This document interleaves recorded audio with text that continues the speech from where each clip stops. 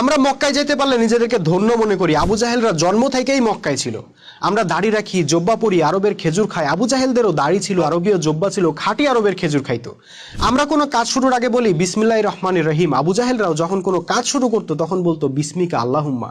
আমরা কাবাকে আল্লাহর ঘর বইলা বিশ্বাস করি, প্রতি বছর হজ উমরা করতে যাই। আবু জাহেলরাও কাবাকে আল্লাহর ঘর বইলা বিশ্বাস করতো, প্রতি বছর হজ করতো, উমরা করতো।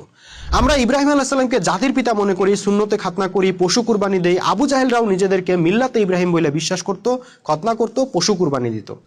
আমরা আল্লাহকে সৃষ্টিকর্তা বলে বিশ্বাস করি, আবু জাহেলরাও আল্লাহকে সৃষ্টিকর্তা বলে বিশ্বাস করত।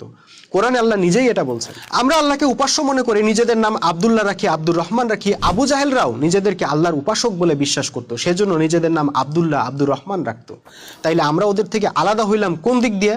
আপনি হয়তো বলবেন ওরা আল্লাহর বিধান মানতো না, ওরা আবু জাহেলের মতো ধর্ম ব্যবসায়ীদের নির্দেশ মানতো। তো আপনারা কি আল্লাহর বিধান মানেন? ওরা যেমন আল্লাহর উপাসনা করলো, আল্লাহর বিধান মানতো না, আবু জাহেলদের তৈরি বিধান মানতো, তেমনি আপনারাও তো আল্লাহর বিধান মানেন না। ব্রিটিশ প্রভুদের দেওয়া বিধানে আপনাদের রাজনীতি, অর্থনীতি, বিচার ব্যবস্থা চলে। তাহলে ওদের উপাসনা যদি ব্যর্থ হয়, আল্লাহ গ্রহণ না করেন, তাহলে আপনার উপাসনা ঠিক কোন কারণে আল্লাহ গ্রহণ করবেন একটু বলেন তো।